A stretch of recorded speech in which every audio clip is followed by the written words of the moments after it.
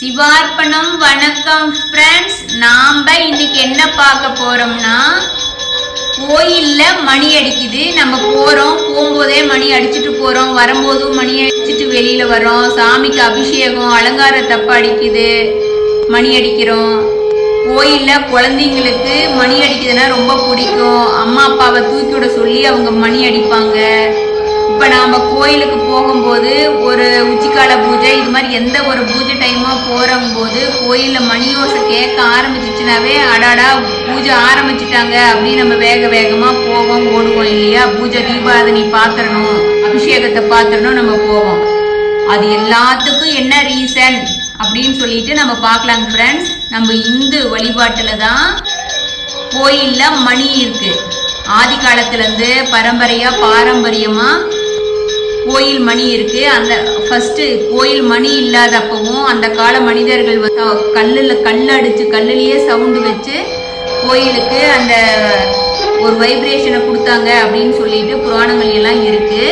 கோயில்ல இருக்கிற மணி எதுல செஞ்சிருக்காங்க அப்படின்னு சொன்னா, சாதாரணமான உலோகத்துல செஞ்சதே கிடையாது மணி. அதுல என்னென்ன கலந்துருக்கு அப்படின்னா, தகர வகை உலோகமான கேட்மியம், ஜிங்கு, ஈயம், தாமிரம், நிக்கலு, குரோமியம், அப்புறம் மக்னீஷு போன்ற பல உலோகத்தால சேர்ந்துதான் நம்ம மணியை செஞ்சிருக்காங்க. கோயில் மணியை உருவாக்கத்துக்கு பயன்படுத்த உலோகத்தினால அதுக்கு அறிவியல் பூர்வமாகவும் உண்மை இருக்கு அப்படின்னு சொல்லி நிரூபிச்சிருக்காங்க. கோயில் மணிக்கும் நம்மளோட மனிதனோட மூளைக்கும் தொடர்பு இருக்கு அப்படின்னும் நிரூபிச்சிருக்காங்க. இல்ல மணி அடிக்கும் போது அது ஒவ்வொரு மணி அடிக்கும் போதும் ஒவ்வொரு உலோகத்திலான சவுண்டும் தனித்துவமா ஒளி வரும் அப்படின்னு சொல்லியிருக்காங்க. இந்த தனித்துவமான ஒளி நம்மளோட இடது மட்டும் வலது மூளையில ஒரு ஒற்றுமையை ஏற்படுத்துது அப்படிங்கிறாங்க. அந்த மணியை நம்ம அடிக்க ஆரம்பிச்சதையும் நம்மளோட கூர்மையா நீண்ட நேரமா நீடிக்கக்கூடிய ஒரு சத்தம் அதுல இருந்து வரும். அந்த மணியினால தோன்றக்கூடிய அந்த சத்தம் எப்படி இருக்கும் அப்படின்னா 7 நொடி வரை நீடிச்சிருக்குங்கிறாங்க. அது நம்ம மனுஷ உடம்புல இருக்கிற 7 சக்தி மையங்களை அது தூண்டி நம்ம கிட்ட இருக்கிற ஆற்றலை உருவாக்குது, 7 சக்கரங்களை தொடுது அப்படின்னு சொல்லிட்டு சொல்றாங்க. அதனாலதான் நம்ம கருவறைக்கு போறதுக்கு முன்னாடி மணி அடிச்சுட்டு போறாங்க. நம்ம கருவறையில சாமிக்கு பூஜை நடக்கும் போது சாமியை எழுப்புறதுக்காகவும் அந்த வைப்ரேஷனை உருவாக்கி வச்சிருக்காங்க. கோயில் மணிய பலவிதமா உலோகத்துல செஞ்சிருக்காங்க, நம்ம அதெல்லாம் கலந்து செஞ்சிருக்காங்கன்னு நம்ம சொன்னோம் இல்லையா? அதுல ஆகம விதிப்படியும் பஞ்சலோகத்திலான தயாரிக்கப்பட மணியும் இருக்கு. பஞ்சலோகம்னா தாமிரம், வெள்ளி, தங்கம், வெண்கலம் மற்றும் இரும்பு, இப்படி 5 விதமான உலோகங்களை சேர்த்து செஞ்சதுதான் பஞ்சலோகம் அப்படின்னு சொல்லிட்டு. அந்த பஞ்சலோகம் பஞ்ச பூதங்களை குறிக்குது. அந்த பஞ்சலோகத்தால செஞ்ச மணி இன்னும் சிறப்பு மிக்கதா இருக்கு அப்படிங்கிறாங்க. நாம கோயிலுக்கு வெளியில மணி கட்டி இருப்பாங்க, நம்ம எல்லாரும் பார்ப்போம். ஆனா போகும்போது எல்லாருமே அதை ஒரு அடி அடிச்சுட்டு போவோம். அதுக்கு என்ன காரணம் அப்படின்னா, நம்மளோட ஆள் மனச அது செய்தான். நம்ம உடலால தூங்குறோம்னா நம்மள தட்டி எழுப்புவோம் இல்லையா? அது போல உள்ள தூங்கிட்டு இருக்கோம், அந்த உள்ளத்தை தட்டி எழுப்புறதான் கோயில் மணி ஓசை அப்படின்னு சொல்றாங்க. அதனாலதான் கோயில்ல ஒலிக்கிற மணினால நம்ம மனமும் உடம்பும் விழிப்படைஞ்சு கோயில்ல இருந்து வருது அப்படி நறுமணம், சாமி மேல வாசம், அந்த பூ மனம், சாமியோட அந்த வைப்ரேஷன் இருக்கும் இல்லையா? அந்த நறுமணமும் அந்த விளக்காட ஒளியும் நம்ம மேலும் நம்மள ஒரு சுறுசுறுப்பா நல்ல வைப்ரேஷன் கொடுக்குது. உங்களுக்கு தெரியும், நம்ம எவ்வளவோ தடவை சோர்வா இருந்திருப்போம், ஆனா கோயிலுக்கு போயிட்டு வந்தோம்னா நமக்கு ஒரு வைப்ரேஷன் வந்துடும், நமக்கு சக்தி வந்த மாதிரி இருக்கும் இல்லையா? அப்ப நமக்கு நம்ம குறைஞ்சது நம்ம ஒரு வாரம் நம்ம உடம்பு அதே புத்துணர்ச்சியோட இருக்கும். நீங்க இதை கவனிச்சு பார்த்துட்டீங்கன்னா தெரியும், நீங்க அந்த வைப்ரேஷன் உங்களுக்கு கிடைக்கும். நம்ம கோயில் அடிக்கிற மணி ஓசை, அதுல இருந்து வர்ற ஒளி நம்ம மனசுல இருக்கிற எதிர்மறையான எண்ணங்களை நீக்கி நம்மள மன அழுத்தத்திலிருந்து விடுபட வைக்குது. நம்ம மன சுமைய குறைஞ்ச மாதிரி இருக்கும் அப்படிங்கிறாங்க. இது எல்லாருமே நீங்க அனுபவிச்சீங்க, எல்லாத்துக்குமே தெரிஞ்சிருக்கும். நீங்க எப்பவுமே கோயிலுக்குள்ள உள்ள போகும்போதுதான் மணி அடிக்கணும். ஏன்னா நம்மளோட ஆத்மாவை விழிப்படைய வைக்கிறோம்.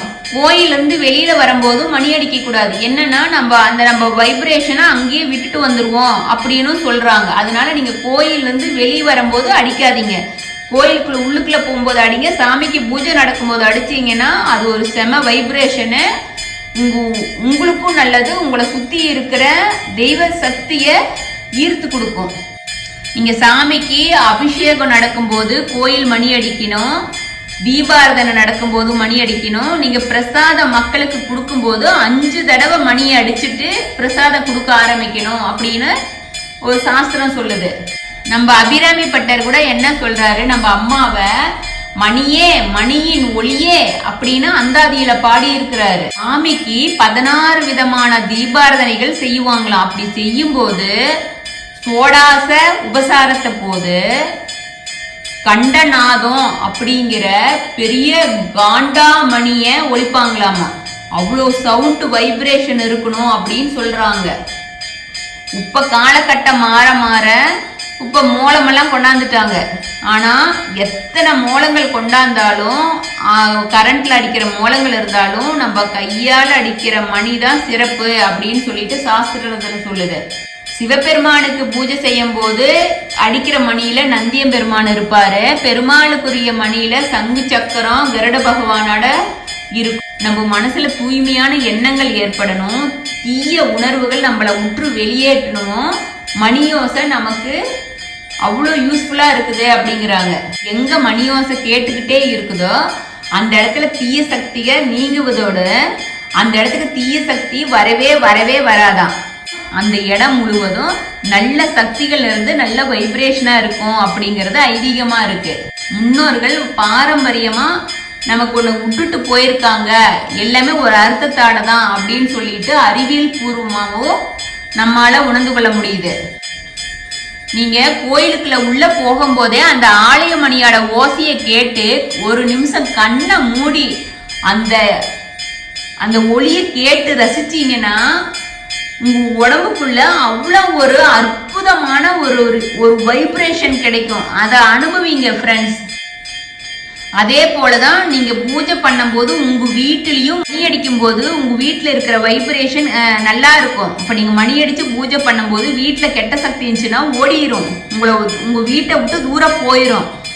அப்புறம் மறுபடியும் வரும்னு சொல்லுவாங்க. அதனாலதான் ஒவ்வொரு டைமும் நீங்க எந்த டைம் பூஜை பண்ணும் போதெல்லாம் மணி அடிச்சு பூஜை பண்ணீங்கன்னா உங்க வீட்டை சுத்தி இருக்கிற கெட்ட சக்தி எல்லாம் உங்களை விட்டு தூரம் விலகி போயிடும், நல்ல வைப்ரேஷன் இருக்கும். அப்படிங்கறதுனாலதான் நீங்க மணி அடிச்சு வீட்டுல பூஜை பண்றதும் சிறப்பா இருக்கு. ரெண்டாவது, நீங்க கோயிலுக்கு போறீங்க அப்படின்னா உங்களால முடிஞ்ச அளவுக்கு சாமிக்கு பூஜை நடக்கும் போது மணி அடிங்க. யாருக்கு அந்த மணி ஓசை உங்களுக்கு ஒத்து வரல, உங்க உடம்புல நல்ல வைப்ரேஷன் இல்லைன்னு அர்த்தம். உங்களாட்டி உங்க உடம்புல கெட்ட காத்து இருக்கு, பேய் பிசாசு இது மாதிரி எல்லாம் இருந்துச்சுன்னா கண்டிப்பா அவங்கள அந்த கோயிலுக்குள்ள மணி ஓசையே கேட்க விடாது. நீங்க அதுக்கு தகுந்த மாதிரி நீங்க உங்க உடம்பையோ உங்க மனசையோ நீங்க அதை எப்படி சரி பண்ணுமோ அது மாதிரி சாமி பாதத்தை போய் புடிங்க. அப்பதான் உங்களுக்கு நல்லது நடக்கும். யாருக்கு மணியோசையை கேட்டா ஒத்து வரலையோ அவங்களுக்கு கெட்ட வைப்ரேஷன் இருக்கு, அவங்க உடம்புல ஆத்மா இருக்கு, இல்லாட்டி கெட்ட காத்து இருக்குதுன்னு அர்த்தம். இது அறிவியல் பூர்வமா நிரூபிச்சிருக்காங்க. நீங்க கோயில் மணி ஓசை அடிக்கும் போது நம்மளோட வலது மூளையும் இடது மூளையும் ஒன்னா அது ஒரு நல்ல ஆற்றலை ஒரு புத்துணர்ச்சியை உருவாக்குது அப்படின்னு கண்டுபிடிச்சிருக்காங்க ஃப்ரெண்ட். நம்ம கோயில் மணியை அடிக்கும் போது நம்மளை சுத்தி இருக்கிற இடம் மட்டும் இல்ல, அந்த கோயில சுத்தி சுற்று வட்டாரமே அந்த அதிர்வலைய நல்ல ஒரு அதிர்வலைய உருவாக்குதுன்னு சொல்லியிருக்காங்க. கோயில சுத்தி இருக்கிற இடத்துல இருந்து பாக்டீரியா வைரஸ் நுண்ணுயிர்கள் இப்படின்னு இருக்கிற கெட்ட வைரஸும் அழிஞ்சு போயிரும் அப்படின்னு இருக்காங்க. தூய்மையாக்குது அப்படின்னு மணியோட சவுண்டு சொல்றாங்க. மணி அடிக்கிறது தேவர்களையும் தெய்வங்களையும் அவங்கள எழுப்புறதுக்காக தான் அப்படின்னு சொல்றாங்க. நம்ம மணி அடிச்சு நம்மள பிரார்த்தனைய நம்ம என்ன வேண்டுதலோ அது சாமி கிட்ட சொன்னோம்னா அது சாமி கிட்ட அந்த சக்தி கொண்டு போய் சேர்த்துதுன்னு சொல்றாங்க. அதனால அவங்க நம்மளை ஆசீர்வதிப்பதாகவும் ஒரு ஐதீகமா இருக்கு. மணி அடிக்கிறதுனால நம்மளோட எண்ணங்கள் கவனச்சிதறல தடுத்து நிறுத்துது. ஏன்னா மணி அடிக்கும் போது உங்களோட எண்ணங்கள் வேற எங்கேயும் போகாது. அந்த மணி சவுண்டு கேட்கும் போது நீங்க கோயில்ல தீபாதனை நடக்கும்போது உங்களையே அறியாம உங்க உடம்புல ஒரு வைப்ரேஷன் உருவாகி நீங்க அந்த சாமி கும்பிட்றத மட்டும்தான் பார்ப்பீங்க. அதனாலதான் எண்ண சிதறல்கள் உங்களை விட்டு போகணும் அப்படிங்கிறதுக்கு தான் மெயினாவும் மணி அடிக்கிறாங்க. கோயில் மணி சங்கு ஒளியாட அந்த அதிர்வலை நம்ம மூளைய ஒருமுகப்படுத்தி நமக்கு மூளைக்கு சக்தியை உருவாக்குது அப்படின்னு சொல்றாங்க, வலுவடையுதுன்னு சொல்றாங்க. நீங்க ஒரு ஜெபம் பண்றீங்க அப்படின்னா அந்த மணியோசை கேட்டுட்டு இருக்கும் போது நீங்க ஜெபம் பண்ணீங்கன்னா அது உங்களை பிரார்த்தனைய உங்களோட சாமி கிட்ட நேரடியா எடுத்துட்டு போய் கொடுக்கும் அப்படின்னு சொல்றாங்க. கோயில் மணியோசை உங்களை சமாதி நிலைக்கு உருவாக்குது அப்படிங்கிறாங்க. சமாதி நிலைன்னு என்ன? எந்த எண்ணங்களும் இல்லாத ஆழ் மனது நம்ம அமைதியா இருக்கிறது தான் சமாதி நிலை. அது உங்களோட வழிபாட்டுக்கு அடுத்த கட்டத்துக்கு எடுத்துட்டு போகுதுன்னு சொல்றாங்க. நம்ம கோயில்ல மணி அடிக்கிறது நம்மளோட ஆறு பக்தர்களால வழிபாட்டையும் சாமி பிரார்த்தனையும் எடுத்துக்கிட்டு போகணும், ஏத்துக்கணும் அப்படிங்கிறதுக்காக கடவுளை அழைக்கிறதுக்கு தான் மணி அடிச்சு தெய்வத்தை அழைக்கிறோம் அப்படிங்கிறாங்க. இப்படி மணி அடிக்கிறீங்க கிட்ட கெட்ட சக்தியே அண்டாது அப்படிங்கிறாங்க. நீங்க ஒரு கோயிலுக்கு போறீங்க, ஏதாச்சும் ஒரு பேய் பிசாசு ஓட்டுறது இது மாதிரி எல்லாம் இருக்கு, அது மாதிரி நம்புறவங்க இருந்தீங்கன்னா ரைட்டு. ஒரு கோயிலுக்கு போகும்போது ஒரு முனிப்பன் கோயிலுக்கோ அன்னமார் கோயிலுக்கு எந்த கோயிலுக்கோ போகும்போது அங்கெல்லாம் கட்டுவாங்க இல்லையோ, அப்ப எப்படி கோயில் மணி அடிப்பாங்கன்னு பாருங்க. அதை தூரம் கூட்டு விரட்டுறதுனாவே மணி அடிச்சு அந்த மணி ஓசை உடுக்கு சவுண்ட்ல தான் தூர விரட்டணும்னு நினைப்பாங்க. இருந்து நீங்க என்ன தெரியுது, கோயிலுக்கு போகும்போது எப்பவுமே மணி அடிச்சுட்டு போங்க. தெய்வத்துக்கிட்ட அந்த மணி ஓசை கேட்கும் போது அதை அனுபவிச்சீங்கன்னா நீங்க அதை மனதார உங்ககிட்ட ஒரு நல்ல வைப்ரேஷன் இருந்துச்சுன்னா உங்களுக்கு மணி ஓசை பிடிக்கும். உங்ககிட்ட நல்ல வைப்ரேஷன் இல்லைன்னா உங்களுக்கு மணி ஓசை பிடிக்காது. ரெண்டு தான், அவ்வளவுதான். வீட்டில் பூஜை பண்ணும்போது மணி ஓசை மணி அடிச்சு பூஜை பண்ணுங்க ஃப்ரெண்ட்ஸ்.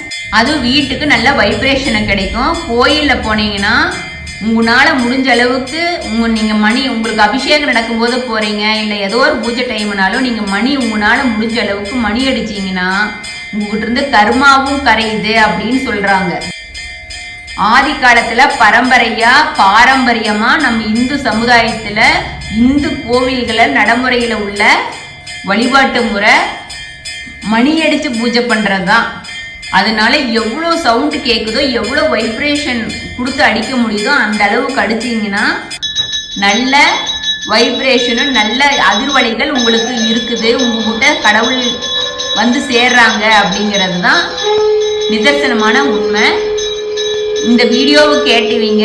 நீங்க இது வரைக்கும் கோயிலுக்கு போய் மணி அடிக்காத இருந்தீங்கன்னா இனிமேல் ரெகுலரா மணி அடிச்சு பழகுங்க. நம்ம முன்னோர்கள் எந்த ஒரு செயலுக்கும் பின்பும் ஒரு அறிவியல் மறைஞ்சிருக்குது அப்படிங்கிறத நம்ம முன்னோர்கள் நமக்கு வழிபாடா பரம்பரையா நம்ம வழிபட்டுட்டு வந்துட்டு இருக்கிறோம், செயல்பட்டு இருக்கிறோம். ஆலயத்துல ஒலிக்கிற ஆலய மணி நம்மளோட உடம்புல ஏதோ ஒரு மாற்றத்தை உண்டு பண்ணுது அப்படிங்கிறது நிதர்சனமான உண்மை. Okay, thank you friends. சிவார்ப்பணம்.